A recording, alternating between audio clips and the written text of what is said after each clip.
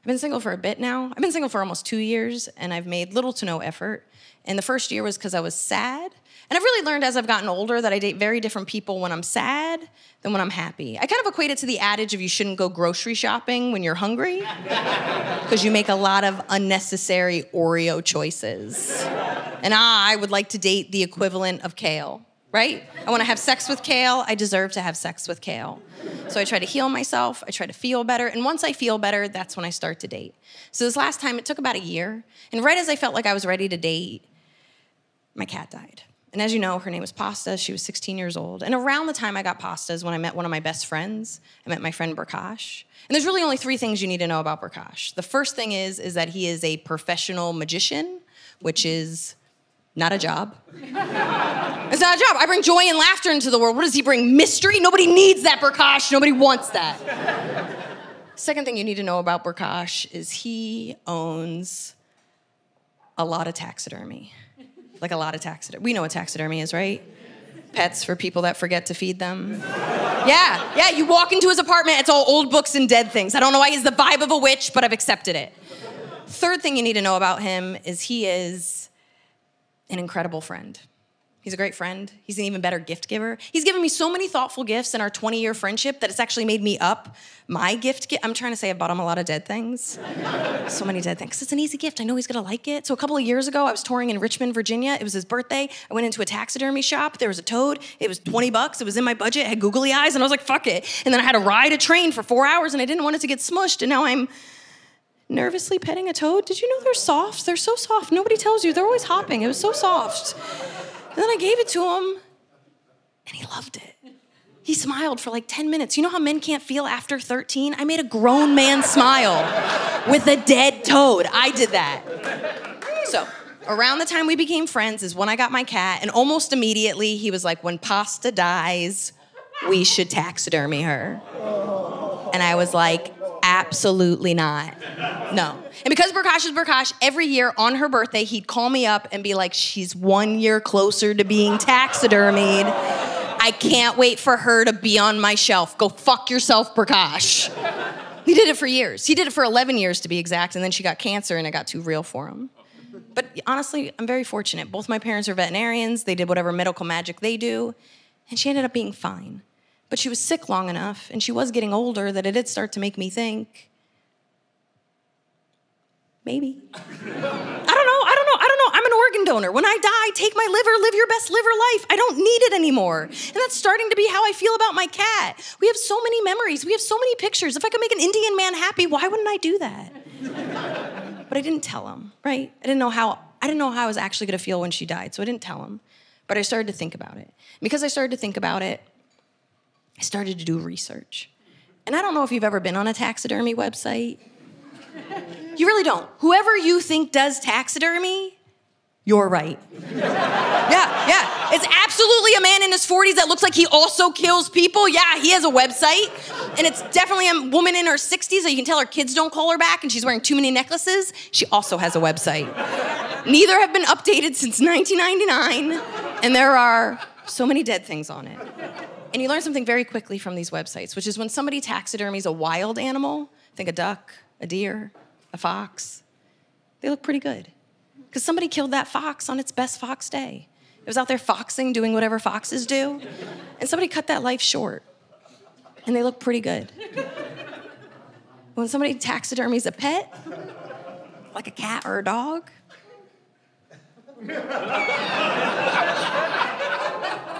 it don't look right.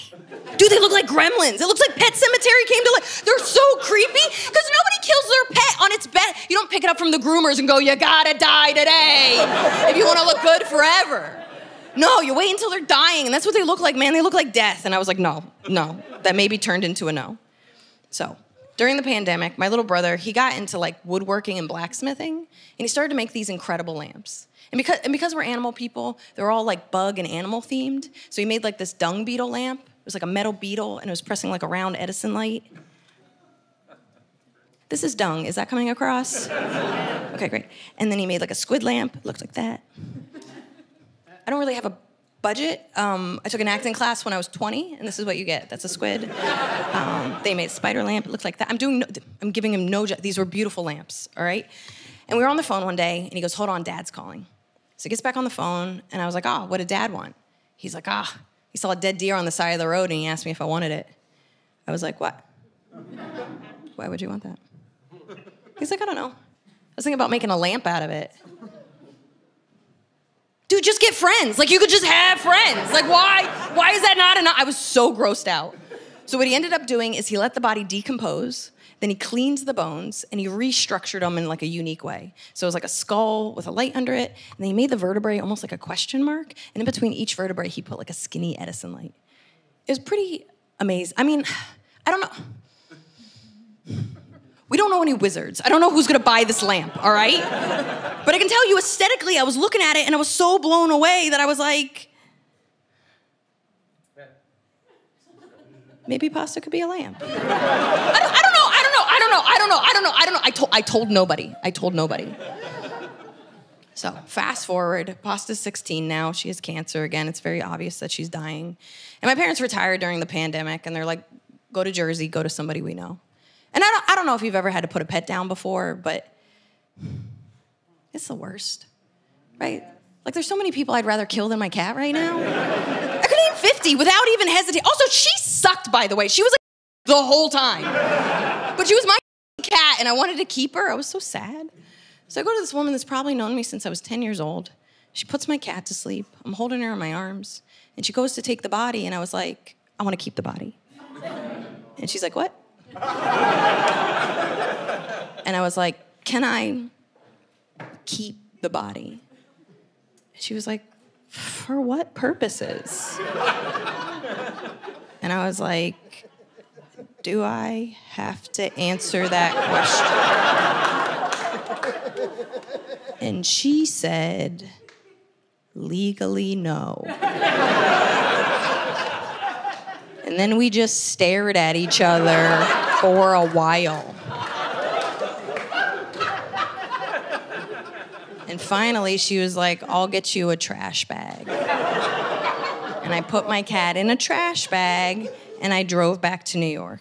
And Pasta died 3 days after I moved into my new place. So I'm walking up to my apartment building, and my downstairs neighbor who I've never met is there, and my across the hall neighbor who I've never met is there, and I'm holding a dead cat. Like, just so aware. And also, I'm gross. I've been crying for days. I'm splotchy. I'm nasty. And these women are being so nice. They're like, hey, I heard you just moved into the building. And I was like, yeah. And they're like, how's it going? And I was like, great. I think they think I just got divorced and it wasn't my choice. I'm not okay. But they keep making small talk and looking at the bag. And they keep making small talk and then they're looking at the bag. And they keep making small talk and then they're staring at the bag. And I freak out and I was like, ah! I ran to my apartment. I threw my cat in the freezer and she stayed there for 8 months. Yeah, that wasn't the plan, by the way. I wasn't like, I need more time.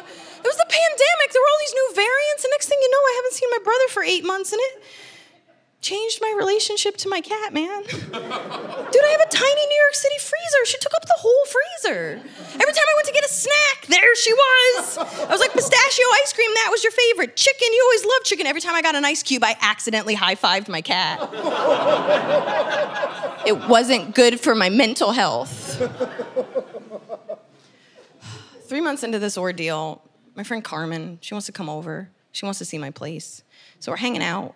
At some point, I go to the bathroom, I come out, and as I'm exiting, I see her heading towards the freezer to get ice, and it's too late. She opens up the freezer, and she's like, what's that? And I was like, you remember pasta? She's like, yeah, but why is she in your freezer? And I was like,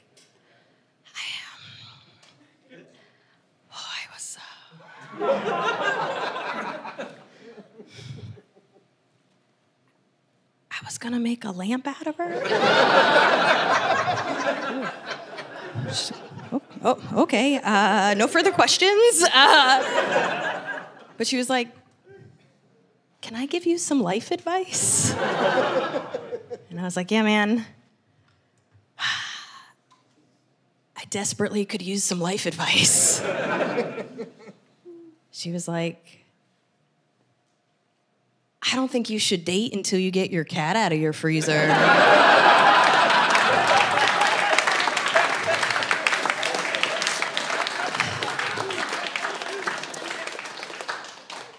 And I just got my cat out of my freezer, guys.